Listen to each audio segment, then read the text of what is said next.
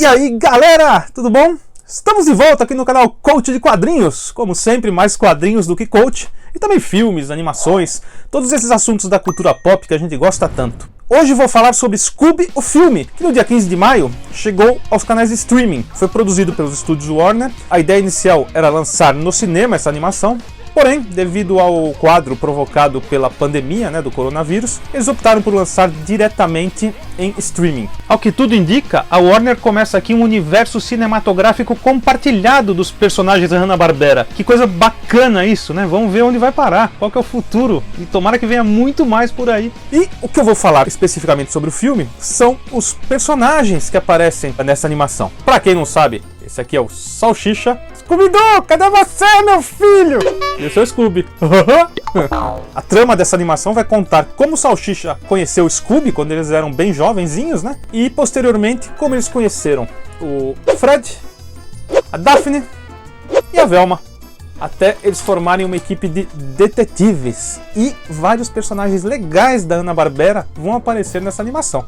Pra quem não sabe, o William Hanna, falecido em 2001, e Joseph Barbera, falecido em 2006, eles trabalharam a vida inteira com animação. Na década de 40, eles trabalhavam para os estúdios da MGM, o setor de animação, onde eles criaram simplesmente Tom e Jerry.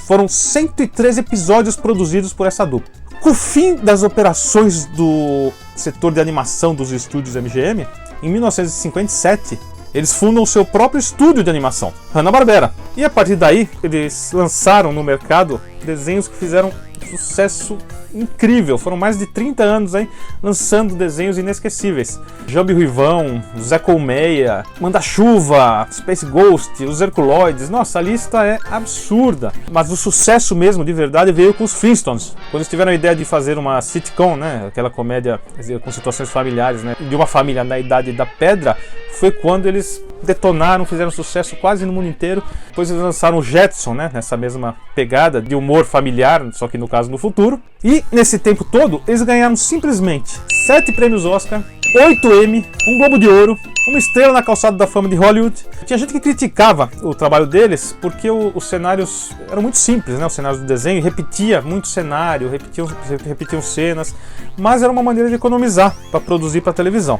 Eles compensavam isso com roteiros divertidíssimos e personagens inesquecíveis, carismáticos, né? Que estão aí até hoje. Olha a animação saindo aí do Scooby o filme. Como surgiu o Scooby-Doo?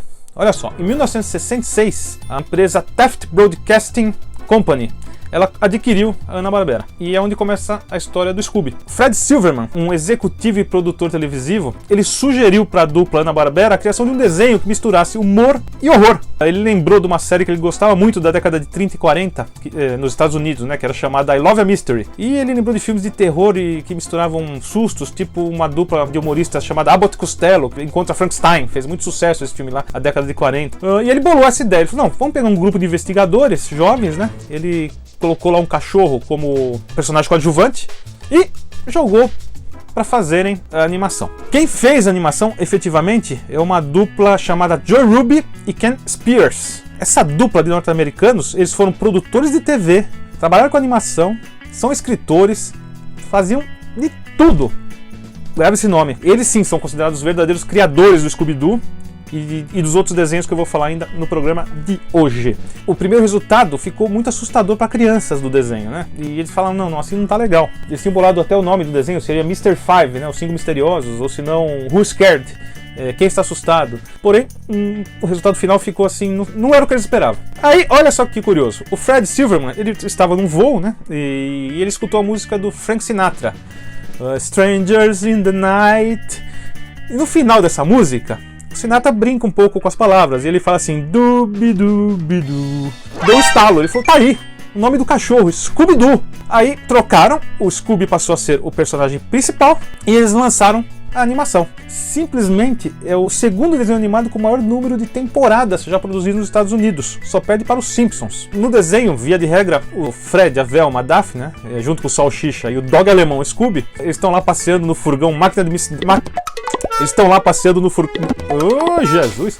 Eles estão lá passeando no furgão Máquina do Mistério, quando eles se deparam com crimes, mistérios, assombrações, fantasmas. Normalmente não é nada disso. Sempre tem uma investigação, né, no meio daquela confusão toda que eles causam, fugindo de monstros, fugindo de fantasmas.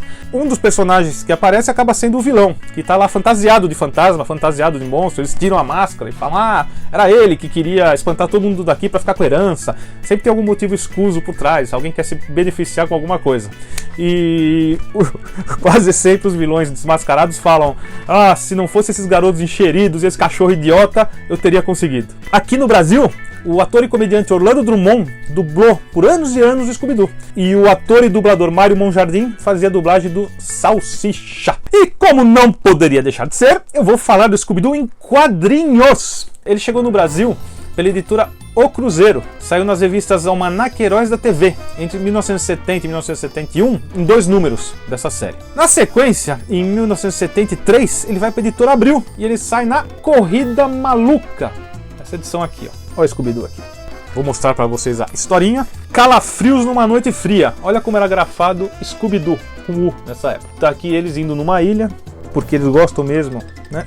É de encrenca e de passar sustos e sustos e sustos. Mas no final, eles sempre desmascaram o bandido. Uma última curiosidade, o Salsicha aqui era chamado de Barbicha. Olha só que coisa. E a partir daí o Scooby saiu em várias revistas da editora Abril, teve título próprio inclusive. Posteriormente ele ganhou uma edição pela Cedibra. Em 2004 ele ganhou uma série pela Panini. E vamos falar agora dos personagens que aparecem na animação Scooby, o filme. Como, por exemplo, Bionicão e Falcão Azul. A dupla surgiu em 1976, fez participação no desenho do Scooby, né? E posteriormente ganhou uma série animada própria. Quem eram os personagens? Eles eram uma dupla de heróis, uma paródia do Batman e Robin, né? O Falcão Azul ele seria o Bruce Wayne, né? O seu parceiro, o Bionicão, era um cachorro, como o nome diz, biônico. As patas esticavam, você tinha vários poderes, mas ele era tão atrapalhado que toda vez que o Falcão Azul estava prestes a prender os bandidos, ele estragava tudo. Mas no final, dava tudo certo. Quem dublou o Bionicão, assim como Scooby-Doo, foi o próprio Orlando Drummond, esse ator incrível que comemorou 100 anos de idade agora em 2020, que fez na sua carreira, entre outros personagens, o seu peru, da escolinha do professor Raimundo. Ainda sobre o Falcão Azul e o Bionicão, eles tinham lá o Falco Móvel, Falco Sinal, ou seja, era uma grande brincadeira aí com Batman e Robin. O nome do Falcão era Radley Crown. Saíram também quadrinhos pelo Brasil, eles saíram em algumas revistas da RGE. Aliás, a RGE também publicou Scooby-Doo, eu esqueci de mencionar. Saíram pela editora Abril, mas uma revista chamada Astros HB, isso tudo entre 1970 e 1980. Outro personagem saudoso demais que está aparecendo aí na animação do Scooby é o Capitão Caverna, do desenho Capitão Caverna e as Panterinhas, de 1977, criado por Joy Ruby e Ken Spears, que eu já falei aqui no vídeo. Aliás, essa dupla incrível também criou o Falcão Azul e o Bionicão. Olha só, os caras não são fracos não, viu? Tá louco, quanta criatividade. Uma série criada tendo por base o seriado As Panteras, que fez sucesso grande aí na década de 70, inclusive aqui no Brasil. O personagem, ele é um homem das cavernas, ele está lá numa caverna, preso num bloco de gelo, e as meninas Brenda, Kelly e Sabrina encontram ele e passam a viver aventuras ao lado desse herói inusitado, obviamente, caçando bandidos e fazendo muita confusão. E a Kelly, aliás, é outra personagem. A Kelly do desenho animado do Capitão Caverna, ela está na animação do Scooby. O Capitão Caverna, ele tem uma clava, dessa clava saem equipamentos, tal, do próprio corpo dele todo peludo, ele tira um monte de coisa, ele mais causa tudo que vocês podem imaginar de bagunça. Quando ele aparece, ele costuma gritar: Capitão Caverna! Tá aqui o Capitão, olha só a clava aqui, que bacana. O Capitão Caverna teve poucas histórias aqui no Brasil em quadrinhos. Ele saiu em alguma coisa da editora Abril, também nas revistas Astros HB e na revistinha dos Flintstones. Isso tudo década de 1980. Por fim, o vilão da história, porque tem que ter um vilão na história, né? Pô, senão não tem graça. Vamos pra quem nossos queridos personagens vão arrumar encrenca?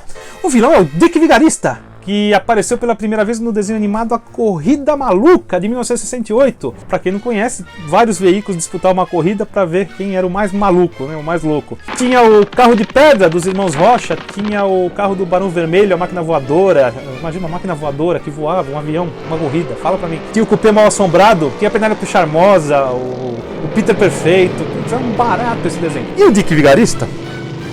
Nessa corrida, ele sempre era o trapaceiro. E curiosidade, o narrador falava com ele: o que você vai aprontar agora? Ele falava, olhando pra tela: trapaça, é claro. E o parceiro dele era o Muttley, aquele cachorrinho que sempre ria quando as coisas davam errado.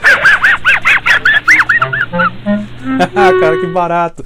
O Dick Vigarista, as feições dele foram baseadas como uma caricatura de um ator inglês chamado Terry Thomas. E o visual dele, com aquele bigodinho de vilão, teve por base um personagem interpretado pelo ator Jack Lemmon no filme chamado A Corrida do Século, de 1965. O nome do personagem era Professor Fate. E o Dick Vigarista, né, um barato esse personagem, também participou de um desenho chamado Máquinas Voadoras, entre outros.